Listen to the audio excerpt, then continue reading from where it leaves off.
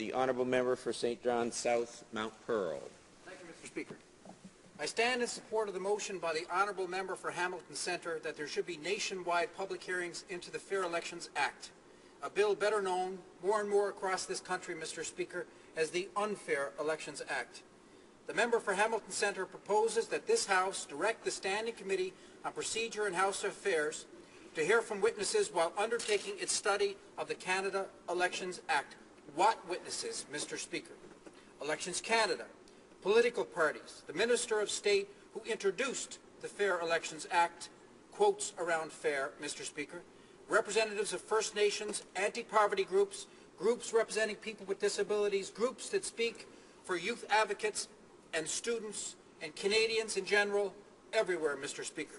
Further, Mr. Speaker, the motion calls on the committee to travel to all regions of Canada, Mr. Speaker, throughout March and April, and that the Standing Committee on Procedure and House Affairs only proceed with a clause-by-clause consideration of the Fair Elections Act, again, emphasis on fair, after the public hearings have been completed. To sum up, Mr. Speaker, this motion calls on the Conservative government to hold public hearings on changes to the Elections Act, a cornerstone of democracy, and for all Canadians, Mr. Speaker, to have a say on how the cornerstone of democracy should be reshaped, how the cornerstone of democracy should be adjusted to ensure elections are above reproach, how the cornerstone should be chiseled so that it's solid, so that it's strong and able to bear of a democracy that's one of the envies of the world. If you change the Elections Canada Act, Mr. Speaker, then the electorate should have a say in that change. Simple, straightforward, reasonable, and especially with the scandals that we've had with elections in recent years, Mr. Speaker.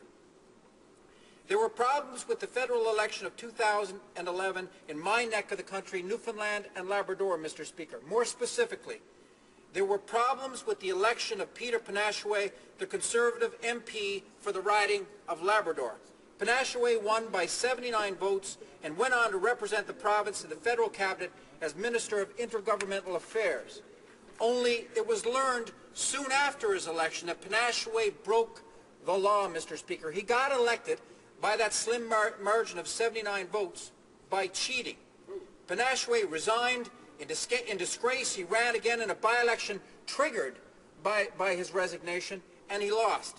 But then that was expected. That loss was expected considering the seriousness of the allegations against him, Mr. Speaker. Allegations that Penashue, a Conservative MP, accepted 28 illegal donations. Allegations that he accepted corporate donations, which was also illegal, Mr. Speaker. Allegations that Penashue got an interest-free loan, which, once again, is illegal, from an Innu company run by his brother-in-law, Mr. Speaker. Allegations that he overspent the campaign spending limit. Mr. Speaker, Penashue basically bought his election, and he was able to run in the by-election. He was able to run in the by-election, Mr. Speaker, with outstanding allegations against him, which boggles the minds of Newfoundlanders and Labradorians. Mr. Speaker, what would have happened if Penashue had won and the allegations proven true? So what became of those allegations, Mr. Speaker? What became of them? Elections Canada was supposedly carrying out an investigation. So was the RCMP, but we haven't heard a word, Mr. Speaker. Not a peep. The silence across Newfoundland and Labrador, across this country, has been deafening, Mr. Speaker. Was Penashue, who the Prime Minister described as the best member of Parliament Labrador ever had, was Penashue ever charged? Was anyone charged? Not that I know of, Mr. Speaker. Was anyone fined, Mr. Speaker? Not that I know of. Is there a problem with the Elections Canada Act? Yes, Mr. Speaker. There is a problem with the Elections Canada Act. Is there a point of order? In the last 5 minutes to discuss the content of his motion. In fact, I doubt that he has actually anything in his speech with respect to the motion before us. I wonder if you might ensure and insist that the member get on to the actual substance of the motion if he's actually prepared to do that. L'honorable député Louis Sénard sur le même point. du débat, il y a eu énormément de discussions sur le projet de loi en tant que tel, alors qu'on parle de la motion. Donc, je pense qu'il y a eu une certaine marge de manœuvre ici. Et puis, je tiens à rappeler que ce que notre collègue ici de Saint John South Mount Pearl mentionne, c'est directement relié avec plusieurs demandes du directeur général des élections, des changements à la loi électorale. Donc, je pense qu'il y a quand même un lien ici aussi. Je suis d'accord. It is a point of relevance, but it is a valid point that he is making within the context of the debate. Can continue. Mr. Speaker, this Unfair Elections Act will actually strip Elections Canada of its investigative powers. Strip them, not strengthen the powers of Elections Canada. And we saw how weak they are, Mr. Speaker, with the Penashue scandal. The Commissioner of Elections Canada will now be under the Director of Public Prosecutions and therefore no longer part of Elections Canada. I would compare that, Mr. Speaker, my party would compare that to removing the RCMP's ability to investigate breaches of the criminal code. So how is that going to fix anything? How is it, Mr. Speaker? It's not. Get a load of this, Mr. Speaker. Under this Unfair Elections Act, the Chief Electoral Officer must now seek Treasury Board approval to hire technical experts. That theoretically means, Mr. Speaker, that the Chief Electoral Officer could have to seek government approval to investigate possible election cheating by government MPs. Mr. Speaker, two key missing elements of the Unfair Elections Act that Elections Canada actually asked for and didn't get include more power to the Chief Electoral Officer to request financial documents to ensure political entities are complying with their obligations. That's not in the Act, Mr. Speaker.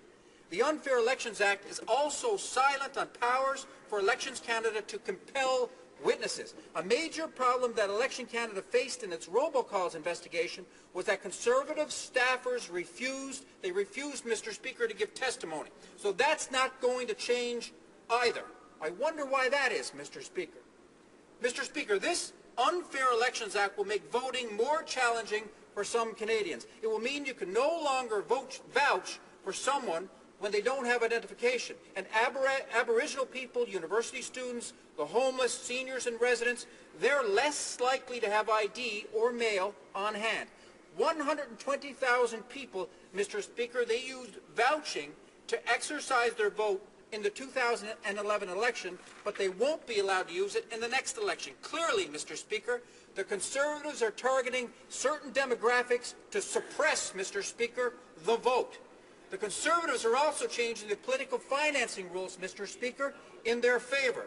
The Unfair Elections Act increases the limit for individual contributions to $1,500 from $1,200. That favors the Conservatives, who tend to receive bigger contributions.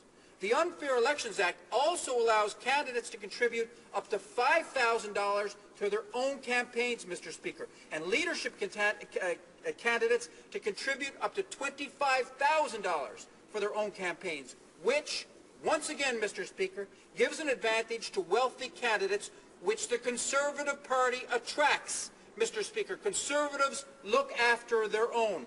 The Unfair Elections Act will remove the Chief Electoral Officer's power to engage in public education. The Chief Electoral Officer will be limited to telling voters where, when, and how to vote, but not why they should vote, Mr. Speaker. Who better to talk about democracy than a key expert on democracy, the Chief Electoral Officer?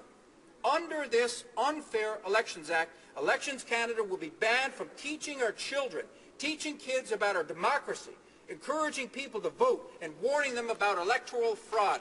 Tens of thousands of students, seniors, Aboriginal people, and low-income Canadians will be blocked from the right to exercise their vote. Between the robocall scandal, the ongoing Senate debacle, illegal contributions, and campaign overspending, faith in elections in this country, the legitimacy of campaign results has been shaken. And what do we get, Mr. Speaker? We get this Unfair Elections Act. Conservatives are focused on shutting down debate. Conservatives are focused on ramming through a bill designed to stop people from voting and ensure that they win the next election. Only, Mr. Speaker, that will not happen. Newfoundlanders and Labradorians, Canadians, they know the difference. We will make sure, Mr. Speaker, they know the difference.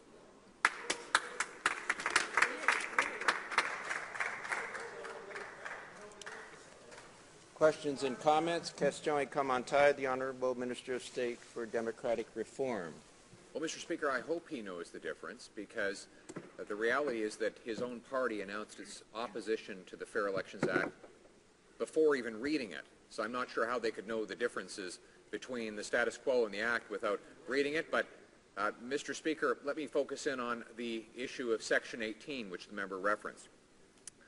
The Fair Elections Act would amend it to require the agency inform people of the basics of voting: where, when, what ID to bring, and what are the special tools available to help people with disabilities cast their ballot. Beyond that, it would require the agency inform people of how they can register to vote and correct misinformation that might incidentally be on the existing voters list. These are all things that Canadians need as basic tools to vote. Unfortunately, Elections Canada's own data shows that they don't have it. 60% of non-voters said they did not vote for reasons of everyday life issues. They found it inconvenient and difficult. They were busy. The Fair Elections Act would ensure that those same 60% are aware that they can vote early through an advance ballot, by mail, or at their local Elections Canada office. How could the member across possibly be opposed to that information? The Honourable Member for St. John South, Mount Pearl, just a minute to respond. Thank you, Mr. Speaker. The honourable member across the way, he said to begin his question that the New Democrats, that we came out against the changes, that we came out against the Fair Elections Act, the Unfair Elections Act, I should say, Mr. Speaker, before it was released. But that is not true, Mr. Speaker. We did not come out against this act before it was released. But then, to sum up, Mr. Speaker, the Conservatives never let truth stand in the way. Thank you, Mr. Speaker.